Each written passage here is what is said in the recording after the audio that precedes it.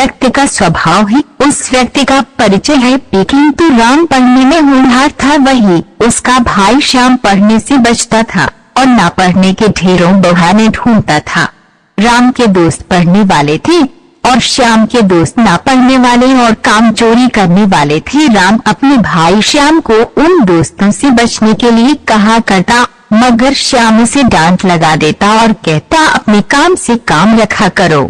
श्याम के दोस्त घर से स्कूल जाने के लिए निकलते और रास्ते में कहीं और चले जाते, कभी पार्क में बैठते, कभी जाकर कहीं खाना पीना करते और कभी फिल्म देखा करते थे। श्याम भी उनकी संगति में आ गया और वे भी धीरे धीरे स्कूल जाने से बचता रहता। श्याम भी उन दोस्तों के साथ बाहर में खाना पीना और घूमना करता। राम उसके इस प्रकार की धोखाधड़ी से बहुत चिंतित था।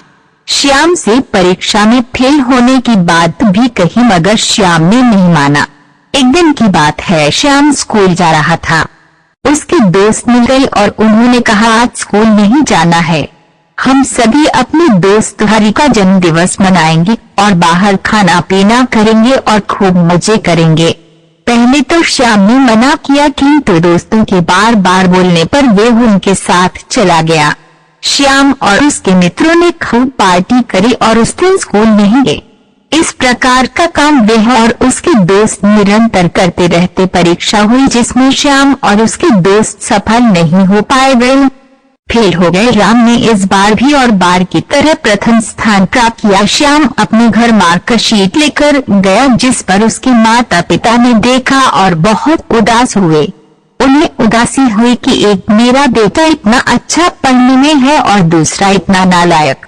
श्याम किसी भी विषय में पास नहीं हो पाया। श्याम के माता पिता को बहुत दुखी हुई। उन्होंने किसी से कुछ नहीं कहा, मगर अंदर ही अंदर वे बहुत दुखी होते रहे। उन्होंने सोचा कि अब मैं दूसरे लोगों को क्या बताऊंगा कि मेरा बेटा एक भी विषय में पास नहीं हो पाया। इस प्रकार माँ पिताजी को श्याम ने बहुत चिंतित व दुखी देखा, जिस पर उसे भी दुख हुआ।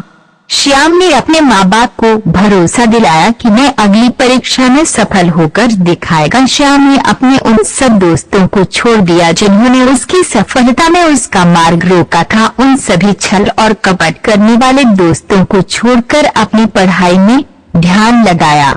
नतीजा ये हुआ कि साल भर की मेहनत से वह परीक्षा में सफल ही नहीं, अपितु विद्यालय में सर्वोच्च स्थान प्राप्त किया। इस पर उसके माता पिता को बहुत खुशी हुई है और अपने पुत्र श्याम को गले से लगाया, उन्हें शाबाशी दी। श्याम को पता चल गया था कि जैसी संगति मिलेगी वैसा ही परिणाम मिलेगा। नैतिक शिक्षा जैसी संगति में रहते उससे वैसा ही गुण